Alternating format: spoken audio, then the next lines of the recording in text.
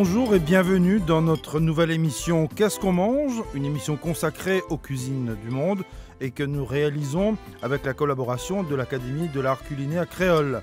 Avec nos spécialistes, chefs et nutritionnistes et naturellement les amateurs de bonne cuisine que nous sommes, nous allons vous proposer des idées de plats avec des ingrédients faciles à trouver là où vous nous écoutez. Avec nous, chaque semaine, nous avons bien entendu une nutritionniste. Elle s'appelle Vanessa Merrill-Mamère. Elle fait partie du comité scientifique de Nutri-Créole. Et en ce moment, elle est avec nous depuis et sous le soleil de la Guadeloupe. Vanessa, bonjour. Bonjour à tous. Alors, lors de notre dernière émission, nous avons parlé des matières grasses et des apports journaliers nécessaires. Aujourd'hui, je propose de parler de ce qu'on peut qualifier de nos meilleurs ennemis, qui sont le sel et le sucre. On les trouve où, ces ennemis ou ces meilleurs amis ? Les meilleurs ennemis. Oui, les meilleurs ennemis, ouais. Ennemis. Oui, je dis les meilleurs ennemis, parce que bon, ils sont partout. Oui, on les trouve partout, absolument partout. Le sel et le sucre. Le sel, c'est une substance qui est essentielle à la vie, ça, on ne va pas tergiverser là-dessus, on a besoin de sel, mais bien sûr, on en consomme beaucoup trop, malheureusement. Et le sucre, c'est pareil, le sel de table et le sucre qu'on rajoute, le sucre en poudre, ce sont des choses qui sont présentes dans tout. On en rajoute dans les sauces, on en rajoute dans les plats cuisinés. Il y en a énormément de sucre et de sel cachés. Ils vont souvent ensemble en plus. Par exemple, dans la sauce ketchup, il y a beaucoup de sucre, il y a aussi beaucoup de sel. Et dans plein d'autres choses comme ça. Donc, il faut vraiment faire attention à ne pas en consommer en trop. Mais surtout, comme je dis souvent, c'est privilégier la qualité. Donc, on utilise tous du sel blanc. Le sel de table classique, mais il faut savoir qu'il y a du sel non raffiné. Par exemple, le sel de Guérande, la fleur de sel, ce sont des sels. Qu'est-ce qui est la différence en fait ? C'est non seulement la couleur, souvent ils sont un peu gris en termes de couleur, mais c'est le contenu en minéraux. Alors dans le sel classique, il y a juste du sodium, et dans le sel non raffiné, on trouve jusqu'à 80 minéraux différents. Minéraux et oligo-éléments. Donc, c'est quand même intéressant d'ajouter cette variété, ces minéraux et oligo-éléments dans notre alimentation. Mais nos meilleurs ennemis sont quand même indispensables, c'est ce que vous nous disiez tout à l'heure, notamment le sel. Mais est-ce qu'il y a une dose à ne pas dépasser à la journée ?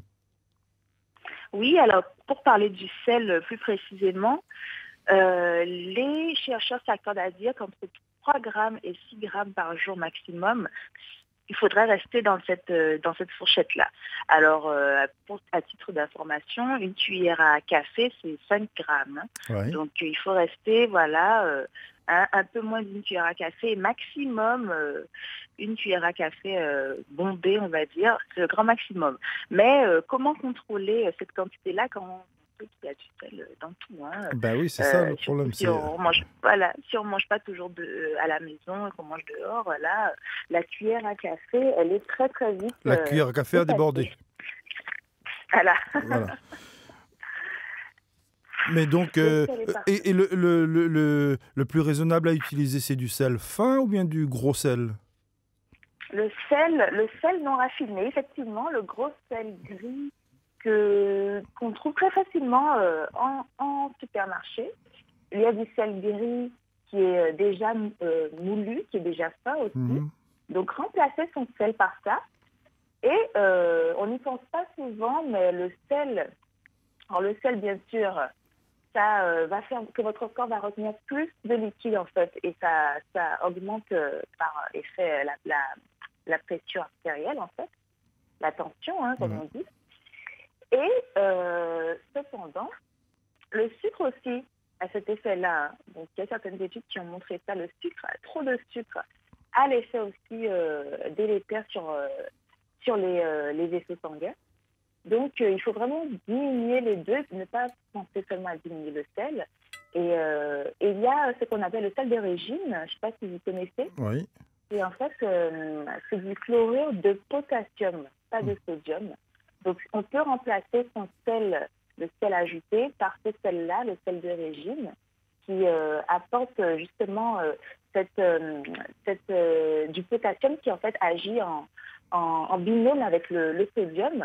Donc, si on a suffisamment de potassium dans son alimentation, ça réduit les effets délétères en fait du sodium. Donc, c'est une petite astuce que moi je remplace en fait une partie de la salière par la moitié de sel de régime, de chlorure de potassium.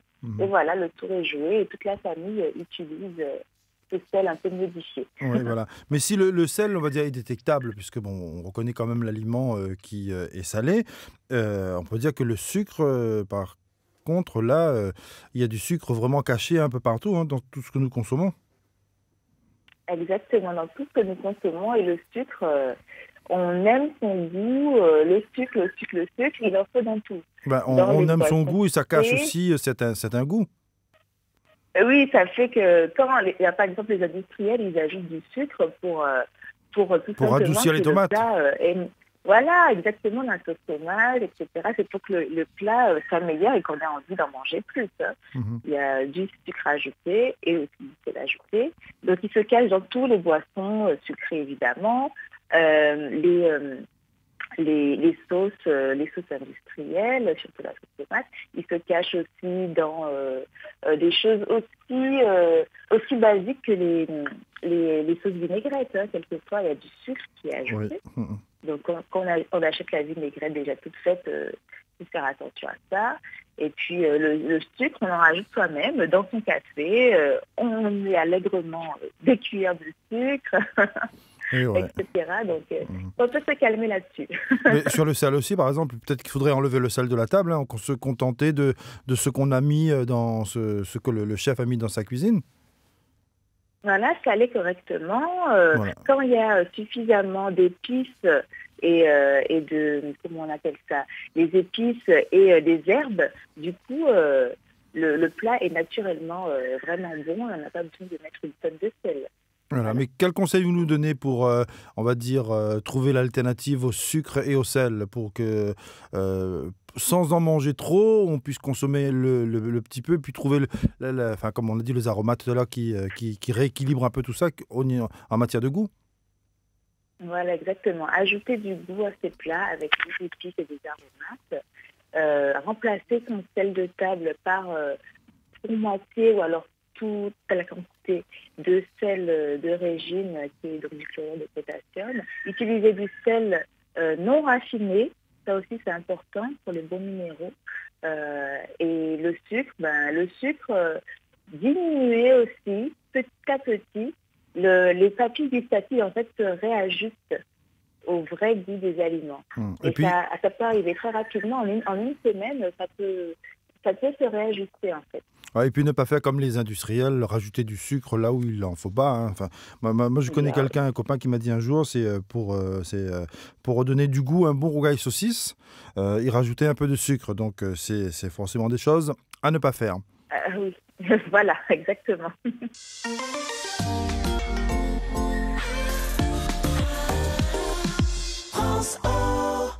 Voilà, après les conseils de Vanessa, des conseils qu'on retrouvera très vite sur notre page Facebook, les conseils de nutrition de notre nutritionniste Vanessa Merrill.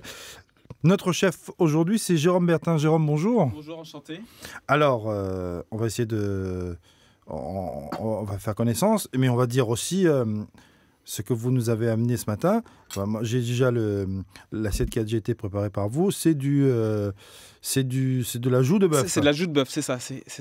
En fait, c'est une joue de bœuf qui est confite. En fait, je l'ai cuit en basse température à 75 degrés pendant 24 heures en fait. 24 heures. 24 heures. Waouh. Voilà. Ah, c'est pas le genre de plat qu'on prépare très rapidement. Hein. Non, c'est un plat qui est assez technique en fait.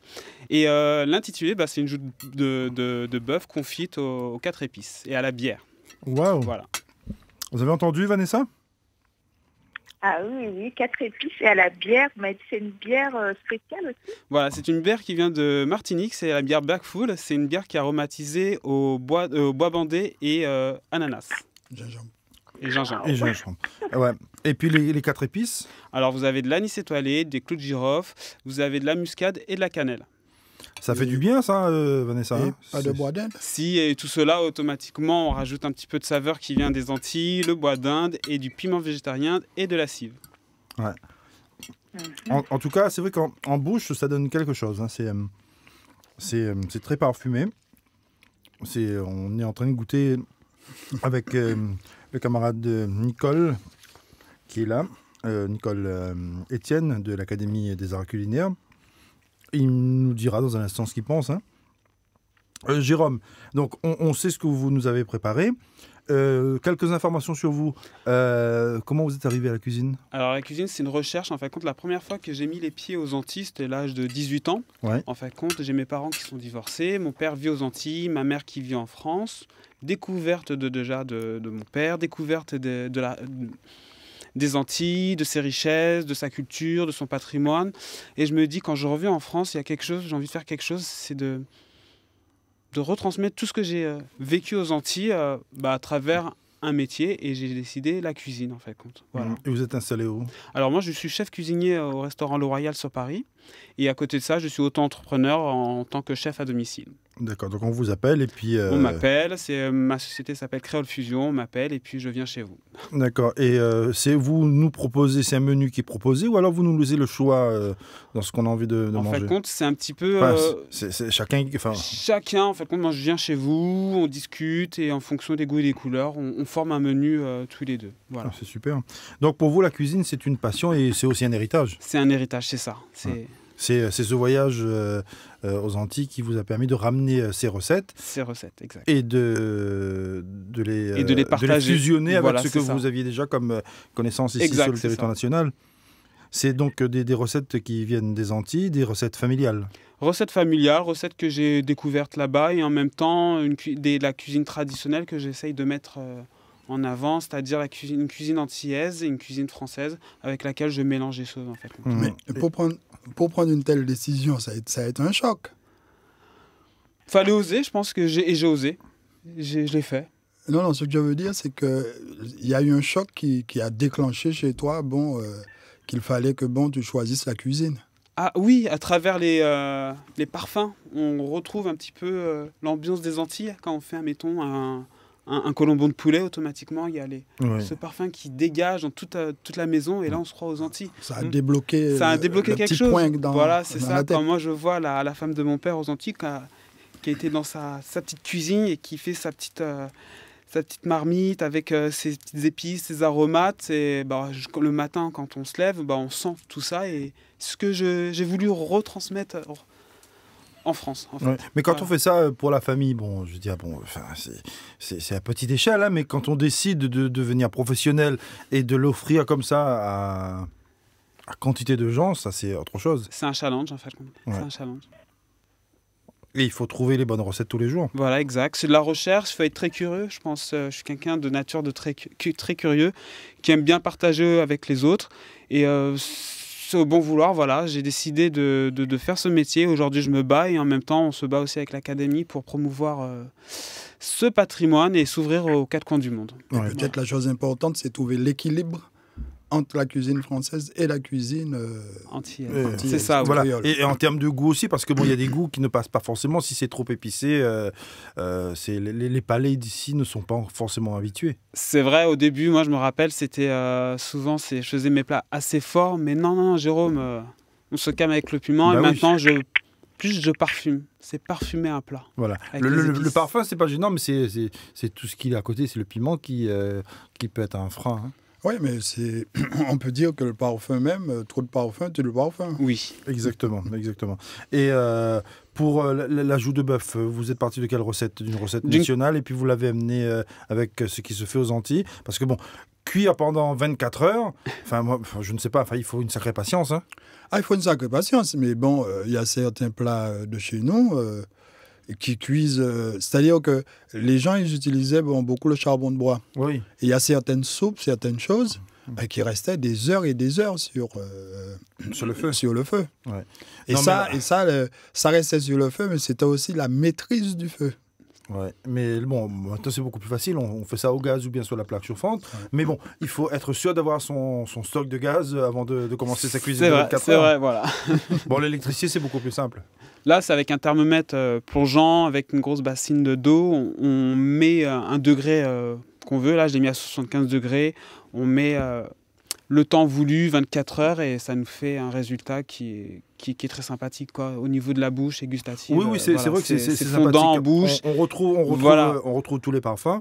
Nicole, c'est ce que moi je pense.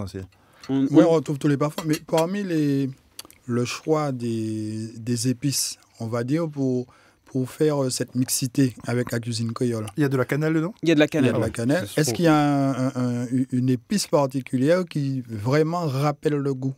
Le goût du... Le goût de chez nous, le goût de là-bas. Le goût de chez nous, le bois d'Inde déjà qui prend un petit peu le dessus, et légèrement le piment végétarien. Ouais. Voilà.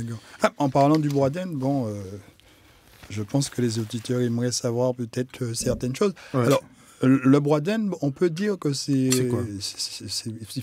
fait partie des épices qu'on peut dire qui sont de chez nous. Exact. Quand on va prendre l'exemple de la cannelle, c'est arrivé après et tout, tandis que le bois d'Inde existait déjà. C'est-à-dire quand les Blancs, les colons sont arrivés, les esclaves sont arrivés, c'était déjà sur le territoire.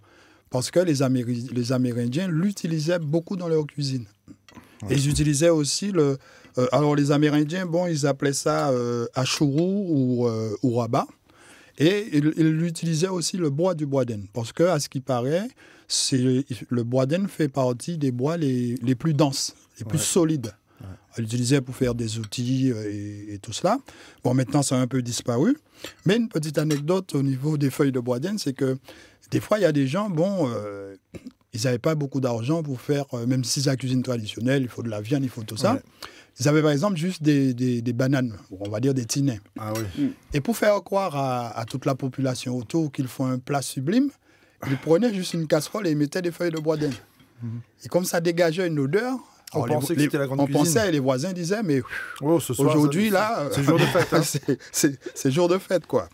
Mais en tout cas, nous, c'est jour de fête vraiment. Hein. Ah oui. Ça a du goût. Et je pense que le fait aussi d'utiliser de la joue de bœuf, ça doit donner aussi quelque chose en plus. Hein. C'est une viande qui est assez tendre quand même. C'est très gélatineux, très tendre. Ouais. Ça peut se faire avec une autre viande ou pas ? Oui, avec du porc ou du poulet. La même recette, exactement. Alors, mais je rappelle quand même aux auditeurs que, à côté, on a quand même encore un légume bien de chez nous qui est la patate douce. Patate douce, c'est ça. Oui, il y a de la patate douce. Dans la préparation, il y a de la patate douce, il y a de la carotte. Et ça fait plaisir à Vanessa forcément, puisqu'elle nous disait que pour équilibrer un plat, il faut qu'il y ait quand même ce mélange, mais cette proportion de légumes et puis... d'aromates, d'épices. D'épices, de viande et de tout pour constituer un plat. Donc on a vu tout à l'heure, finalement on finit par perdre le fil de la discussion puisque le goût vient perturber aussi. Hein. Ah oui, on parle, il y a la langue dans le langage de la parole, mais en cuisine il y a la langue aussi. Hein. Oui, parce que c'est quand on est en train d'apprécier ça. Oui, donc tout à l'heure, notre chef... J'ai même oublié Jérôme. J'allais même oublier son nom. C'est comme quoi, ça peut perturber. Il nous disait que c'est 24 heures de préparation avec une température constante. Dans les ingrédients, il y a 4 épices, girofle, cannelle... Anis étoilé, muscade. Voilà. Et bois d'Inde. Et bois d'Inde. Voilà. Mais faut pas l'oublier, le bois d'Inde. Attention. Faut pas l'oublier. Oui. Mais la viande, une fois il y a une préparation spéciale à faire, il faut la mariner ou bien on met tout ça dans son... Non, en fait, c'est simple. Hein. Je reçois l'ajout de porc, c'est un gros morceau de viande. En fait, il y a des choses à comment vous expliquer. Il y a des morceaux de gras à enlever, tout ça, des morceaux de viande. Il faut faire une préparation. Il y a toute une préparation. Je pars cette viande-là. Je fais un petit peu macérer cette viande avec du sel, du poivre. J'ai rajouté un peu de 4 épices dedans. Ensuite, je la fais revenir. Je la fais bien colorer. Je la laisse à température ambiante. Après, je prends des sacs sous vide et que je les mets en sous vide. Et ensuite, je prépare mon eau qui est à température à 75 degrés et je les plonge pendant 24 heures.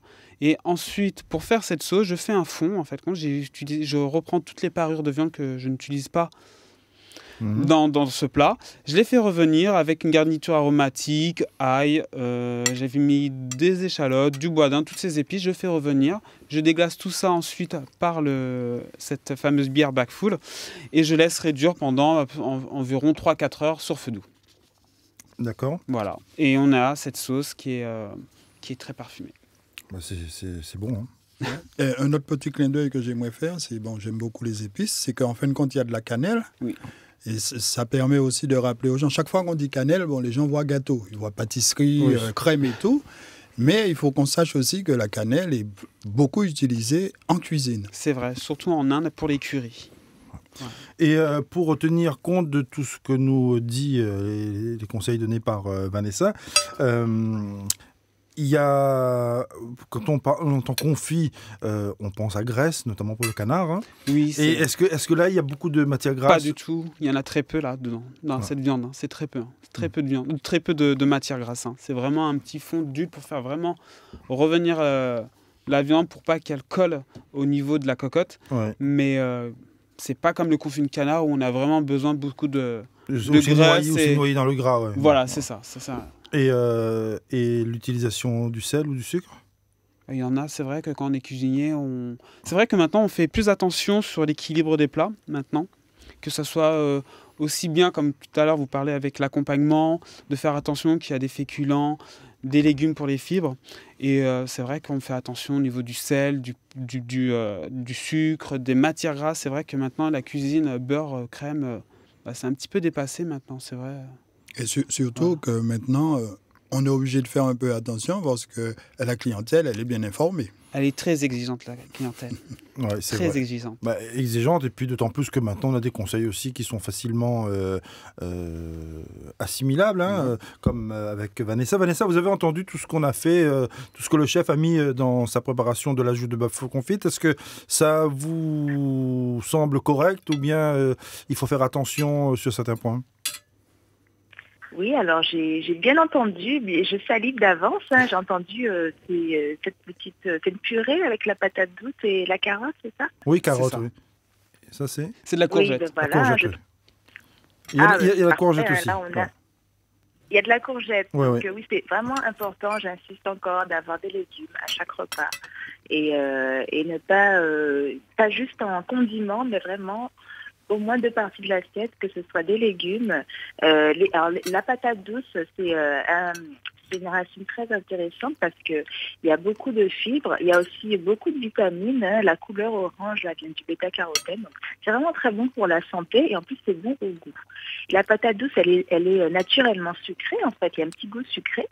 Donc, ça relève le plat, ça apporte cette petite touche sucrée qu'on aime bien sans besoin d'ajouter du sucre ou quoi que ce soit. Donc, c'est vraiment intéressant. Voilà. Et les épices aussi, je voulais dire. Alors, j'ai entendu que Jérôme a mis vraiment beaucoup d'épices, girofle, cannelle. À savoir, la cannelle, alors, c'est une épice vraiment qui est excellente pour la santé et qui aide à réguler la glycémie, en fait. Donc, c'est super d'avoir ajouté la cannelle avec la patate douce parce qu'il y a un peu de sucre naturel. Ça va équilibrer un petit peu. Et les épices, ça aide à la digestion. Donc, il ne faut pas hésiter. Et un plat épicé, c'est pas forcément un plat qui est pimenté. En plus, c'est un plat qui est justement épicé. Donc là, Jérôme a vraiment mis à l'honneur les épices. Ah non, c'est vraiment bon ce qu'il a préparé.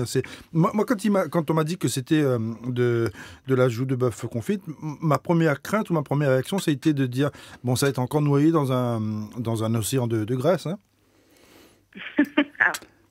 Et Vanessa, rassurez-vous, hein, on mange pour vous. Vous n'êtes pas là, c'est vrai, mais on mange pour vous. On pense à vous. Eh bien, tant mieux. Hein. Bonne dégustation. Je suis sûre que ça doit être vraiment délicieux. Ah non, c'est bon. C'est vraiment bon et le chef, il travaille bien. Et on va rappeler quand même ce qu'il nous disait au début de cette émission, qu'il fait aussi chef à domicile. Donc, si on a envie de goûter et de faire apprécier ça par nos invités, on sait ce qu'il reste à faire. Voilà. Il est chef au... C'est Créole Fusion. Créole Fusion. Voilà. En tout cas, nous, on va continuer la dégustation, Vanessa. Merci d'être avec nous chaque samedi et puis de nous donner tous ces conseils. Pour la mise en onde de l'émission d'aujourd'hui, on remercie Diane Connet. L'illustration musicale est toujours de Hervé Famaro. L'émission est préparée avec l'aide précieuse de Louis-Gérard Salcède. La suite de cette émission, on la retrouve sur notre page Facebook avec les photos, les recettes et bien entendu les conseils de Vanessa.